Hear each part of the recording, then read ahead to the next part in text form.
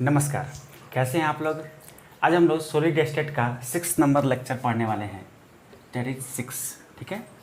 और आज हम लोग पढ़ने वाले हैं सॉलिड में डिफेक्ट। आप देख लीजिए, हेडिंग है डिफेक्ट या इसी को इम्परफेक्शन बोलते हैं इन सॉलिड, यानी ठोसों में दोष। एक बहुत ही इंपॉर्टेंट टॉपिक है और यहाँ से बोर्ड में तो बिल्कुल ही क्वेश्चन आने वाले हैं। तो यदि आप बिहार बोर्ड से हैं और बिहार बोर्ड की तैयारी करना चाहते हैं तो ये है आपके लिए शानदार चैनल। तो इसे सब्सक्राइब कर लें और इस पर आप हर एक चैप्टर को पढ़ सकते हैं। चलिए, तो ठोसों में दोष को पढ़ते हैं। देखिए, ठोसों में दोष क्या होता है। अच्छा, ठोस आप थोड़ा बहुत पढ़े होंगे तो आपको पता चला होगा कि ठोस में बहुत सारे छोटे छोटे कण होते हैं। यदि उन ठोसों के कण में से कोई ऐसा कण हो, चाहे एक हो, चाहे दो हो, चाहे एक से दो से ज़्यादा हो, अगर निकल के बाहर चले जाते हैं या बाहर से अंदर आ जाते हैं तो ठोस के जो कणों का अरेंजमेंट है, जो उसमें व्यवस्था बनी हुई है, उनकी व्यवस्था जो होती है बिगड़ जाती है, ठीक है। और जब व्यवस्था बिगड़ जाती है तो ठोसों में दोष उत्पन्न होता है। जैसे मान लीजिए कि हम ही लोग का बॉडी है और हम लोग के बॉडी में बहुत सारे हड्डी हैं, नस है। अगर इस बॉडी में से एक भी हड्डी इधर उधर हो जाए या नस इधर उधर हो जाता है तो हम लोग के बॉडी में इम्परफेक्शन आ जाता है, दोष आ जाता है और हम लोग डॉक्टर के पास जाते हैं। बात समझ में आई। तो उसी तरह ठोस में भी वही होता है। यदि उसके कण अंदर से बाहर निकल जाते हैं या बाहर से कोई कण अंदर आ जाता है तो ठोस के अरेंजमेंट में अनियमितता पाई जाती है, माने ठोस का अरेंजमेंट बिगड़ जाता है और जिसकी वजह से इसमें दोष पाया जाता है, ठीक है। तो ठोसों के अवयवी कणों की, यहाँ पे देख लीजिए, कणों की व्यवस्था में जो अनियमितता पाई जाती है उसे ही ठोसों में दोष कहा जाता है। अच्छा, ठोस में दोष कहिए या इसी को एक और वर्ड के नाम से जानते हैं पॉइंट डिफेक्ट, या इसी को बिंदु दोष कहा जाता है। और बोर्ड में डायरेक्ट यही प्रश्न पूछ देता है कि बिंदु दोष क्या है। तो बिंदु दोष क्या होता है, जब किसी ठोस के, वही सेम डिफिनेशन है, जब किसी ठोस के क्रिस्टल से, माने ठोस का जो क्रिस्टल है, क्रिस्टल का मतलब हुआ जहाँ पे उसके परमाणु हैं, तो जब किसी ठोस के क्रिस्टल से कोई परमाणु अंदर से बाहर निकल जाता है, कोई परमाणु जो होता है, जनरली हम ठोस में परमाणु को पॉइंट के द्वारा जानते हैं। जैसे यहाँ पे देखिए, ये ठोस रहा और इसमें ये परमाणु सजे हुए हैं तो ये एक पॉइंट के रूप में है। तो जब इस ठोस के क्रिस्टल से कोई परमाणु निकल के बाहर चला जाता है तो बाहर जाने के बाद इसके बॉन्डिंग में या इसके व्यवस्था में अरेंजमेंट बिगड़ जाता है, अनियमितता पाई जाती है या खराब हो जाता है, जिससे इसमें दोष उत्पन्न होता है। इसी दोष को बोलते हैं बिंदु दोष या इसी को परमाणु दोष भी कहते हैं, ठीक है। तो यहाँ पे लिखा है, जब किसी क्रिस्टल के लैटिस पॉइंट से कणों का विस्थापन होता है, माने कण निकल जाते हैं, तो उसमें उत्पन्न दोष को बिंदु दोष या परमाणु दोष कहा जाता है, ठीक है। अच्छा, जो बिंदु दोष है, जिसको हम पॉइंट डिफेक्ट बोलते हैं, बिंदु दोष है, वो 3 प्रकार के होते हैं। कितने प्रकार के होते हैं? 3। यस, आप देख लीजिए यहाँ पे क्या बोलते हैं, ये 3 प्रकार के होते हैं। पहला को बोलते हैं स्टाइकियोमेट्रिक डिफेक्ट, दूसरा होता है नॉन स्टाइकियोमेट्रिक डिफेक्ट और तीसरा होता है इम्प्योरिटी डिफेक्ट। यहाँ पे देख सकते हैं आप, तीसरा क्या होता है? Impurity defect. अच्छा, सबसे पहले हम लोग पढ़ते हैं स्टाइकियोमेट्रिक डिफेक्ट क्या है। स्टाइकियोमेट्रिक का मतलब क्या होता है, पहले इसके बारे में समझते हैं। स्टाइकियोमेट्रिक का मतलब होता है उदासीनता कायम रहे। जैसे हम बोले कि किसी परमाणु में स्टाइकियोमेट्रिक है, तो स्टाइकियोमेट्रिक का मतलब हुआ उसमें केटायन और एनायन, यानी पॉजिटिव चार्ज और नेगेटिव चार्ज बराबर है। तो कोई ऐसा ठोस है जिसमें दोष उत्पन्न हुआ, मान लीजिए किसी वजह से, या तो परमाणु बाहर से अंदर आ गया या अंदर से परमाणु बाहर निकल के चला गया, तो उस ठोस में दोष उत्पन्न हुआ। लेकिन दोष उत्पन्न होने के बावजूद भी उस ठोस में उदासीनता कायम रहती है, यानी केटायन और एनायन, पॉजिटिव और नेगेटिव चार्ज की संख्या बराबर रहती है। तो इस प्रकार के दोष को स्टाइकियोमेट्रिक दोष कहते हैं, ठीक है।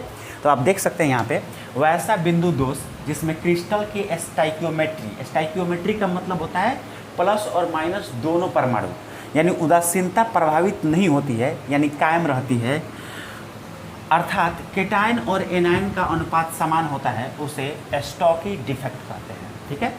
अच्छा, इस दोष के कारण, स्टॉकी दोष के कारण ठोसों के जो गुण होते हैं वो बदल जाते हैं। मतलब पहले ठोस का गुण कुछ और था और जैसे स्टॉकी डिफेक्ट उसमें उत्पन्न हुआ तब तक उसका ठोस का गुण बदल गया। तो स्टॉकी डिफेक्ट के कारण ठोस का जो गुण होता है वो बदल जाता है। साथ ही साथ इसका घनत्व भी प्रभावित होता है, क्योंकि मान सकते हैं कि किसी ठोस में अगर दोष उत्पन्न हो रहा है तो हो सकता है कि अंदर से कण बाहर जाए या बाहर से कण अंदर आए, यही हो सकता है। तो अंदर से कण बाहर या बाहर से कण अंदर अगर आते हैं तो जाहिर सी बात है कि उसके डेंसिटी में परिवर्तन होगा, यानी घनत्व में परिवर्तन होगा। अच्छा, घनत्व में परिवर्तन होने का मतलब उसके द्रव्यमान में परिवर्तन होना है। तो जब कण अंदर से बाहर जाएंगे तो जाहिर सी बात है उसका द्रव्यमान घटेगा। ठीक है, तो याद रखिएगा कि इस दोष के कारण गुण एवं घनत्व प्रभावित होता है। ठीक है। अच्छा, स्टाइकोमेट्रिक डिफेक्ट भी जो होते हैं वो 4 प्रकार के होते हैं। पहला को बोलते हैं वैकेंसी डिफेक्ट, जिसको रिक्ति दोष कहते हैं। इंटरशियल डिफेक्ट, जिसको आंतराणविक दोष कहा जाता है। तीसरा होता है स्टॉकी डिफेक्ट और चौथा होता है फ्रैंकल डिफेक्ट। जो ये स्टॉकी और फ्रैंकल डिफेक्ट जो है ना, ये आपके लिए बेहद इम्पोर्टेंट है बोर्ड के लिए, याद रखिएगा। और वैकेंसी और इंटरशियल डिफेक्ट उतना इम्पोर्टेंट नहीं है। एक बात यहाँ पे आपको बता दें कि ये जो दोनों दोष हैं, ये दोनों दोष नॉन आयनिक कंपाउंड में पाए जाते हैं। नॉन आयनिक कंपाउंड में पाए जाते हैं। नॉन आयनिक का मतलब होता है कि जिस ठोस में पॉजिटिव और नेगेटिव आयंस ना हो। और स्टॉकी और फ्रैंकल ये दोनों दोष ये आयनिक कंपाउंड में पाया जाता है। आयनिक कंपाउंड में पाया जाता है, मतलब आयनिक के ठोस में पाया जाता है। तो याद रखिएगा, ये जो दोनों दोष नॉन आयनिक ठोस में पाया जाता है और ये आयनिक ठोस या आयनिक कंपाउंड में पाए जाते हैं। ठीक है, तो आप इन्हें नोट कर लें और हम चलते हैं 1 बाई 1 इसको स्टडी करते हैं। ठीक है, लिख लिए होंगे। तो इसमें सबसे फर्स्ट नंबर है वैकेंसी डिफेक्ट, जिसको हम लोग रिक्ति दोष भी कहते हैं। अच्छा, ये दोष कब उत्पन्न होता है?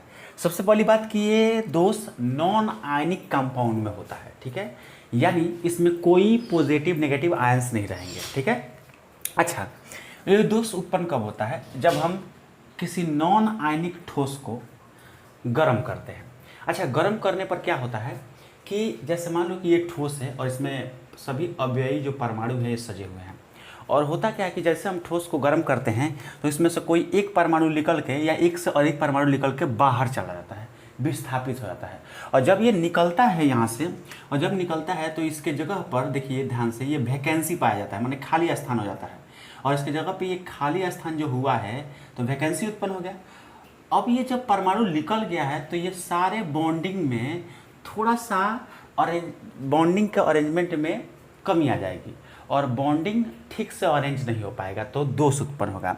इसी दोष को वैकेंसी दोष कहते हैं। ठीक है, क्योंकि परमाणु जब बाहर निकल जाता है तब ये दोष उत्पन्न होता है और परमाणु की जगह पर वैकेंसी पाई जाती है, इसलिए इस वैकेंसी दोष कहते हैं। अच्छा, तो आप यहाँ पे परिभाषा देख सकते हैं। यह नॉन आयनिक में होता है जब ये ठोस को गर्म किया जाता है तब। अच्छा, इस दोष के कारण घनत्व घट जाता है। जाहिर सी बात है कि घनत्व घटेगा, क्योंकि कण जो है अंदर से बाहर जा रहा है। तो जब कण अंदर से बाहर निकल जाएगा तो यहाँ पे एक कण या एक से अधिक कणों की कमी हो जाएगी, और जब कण होंगे तो इस ठोस का घनत्व घटेगा ही, यानी द्रव्यमान घट जाएगा। ठीक है। अच्छा, दूसरा जो डिफेक्ट है वो है इंटरशियल डिफेक्ट, आंतरिक दोष। अच्छा, आंतरिक दोष क्या होता है कि जब किसी ठोस के क्रिस्टल में, ये क्रिस्टल है परमाणु का, इसमें बाहर से कोई परमाणु आकर इसके इंटरशियल साइट में समा जाए। इंटरशियल साइट क्या होता है? परमाणुओं के बीच वाला स्थान, ये दिख रहा है, ये वाला स्थान। जब कोई बाहर से कोई परमाणु, जैसे यहाँ पे ये वाला परमाणु आकर इसके अंदर यहाँ पे समा गया है, तो अब जो बॉन्डिंग होगा ऐसे भी बॉन्डिंग लगना स्टार्ट हो जाएगा। ठीक है, तो जो बॉन्डिंग पहले सीधा लग रहा था, एक अच्छा बॉन्डिंग लग रहा था, अब बॉन्डिंग में थोड़ी सी कमी आ जाएगी और बॉन्डिंग बिगड़ जाएगा, जिसके वजह से दोष उत्पन्न होगा, और इस दोष को बोलते हैं इंटरशियल दोष। ठीक है, और इस दोष के कारण परमाणु का जो घनत्व है वो बढ़ जाता है, क्योंकि इसमें परमाणु अंदर से बाहर नहीं जा रहा है, बाहर से परमाणु अंदर आ रहा है। जब बाहर से परमाणु अंदर आएगा तो जाहिर सी बात है कि ठोस का द्रव्यमान बढ़ेगा, और द्रव्यमान बढ़ने का मतलब ये हुआ इसका घनत्व भी बढ़ेगा। तो इन दोनों डिफेक्ट को नोट कीजिए। उसके बाद सबसे इंपॉर्टेंट डिफेक्ट को बताते हैं स्टॉकी और फ्रैंकल डिफेक्ट। चलिए तो नोट कर लीजिए इन्हें, नोट कर लिए होंगे। तो हम लोग वैकेंसी डिफेक्ट और इंटरशियल डिफेक्ट ये दोनों पढ़ चुके हैं।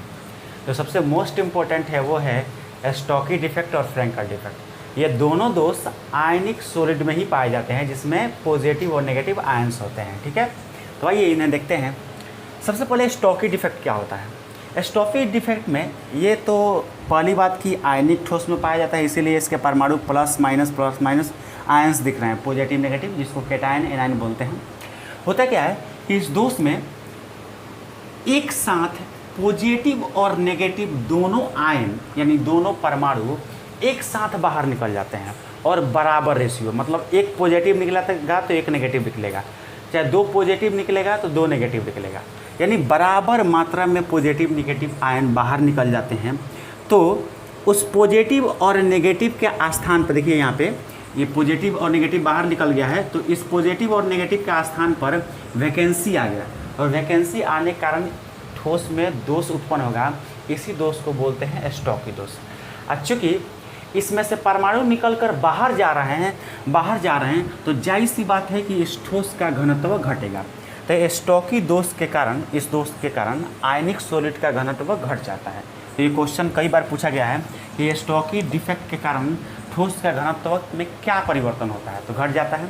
अच्छा, यह हाईली आयनिक कंपाउंड में पाए जाते हैं। जैसे हाईली आयनिक का मतलब होता है ज़्यादा क्रियाशील तत्वों का आयन बना हो, जैसे NaCl, LiCl, KCl, AgBr और CHCl, सीजियम क्लोराइड इसको बोलते हैं। अच्छा, इसमें दोनों डिफेक्ट पाया जाता है, स्टॉकी भी और फ्रैंकल भी। तो ये इसके एग्जाम्पल हैं। आगे चलकर इनका कोऑर्डिनेशन पढ़ेंगे, 6 होता है। तो कोऑर्डिनेशन नंबर क्या होता है जस्ट आगे चलकर हम लोग पढ़ेंगे, ठीक है। तो याद रखिएगा, इस दोष के कारण ठोस का घनत्व क्या होता है, घट जाता है।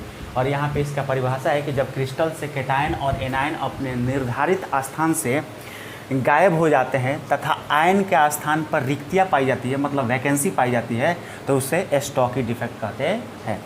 अच्छा, दूसरा है फ्रैंकल डिफेक्ट।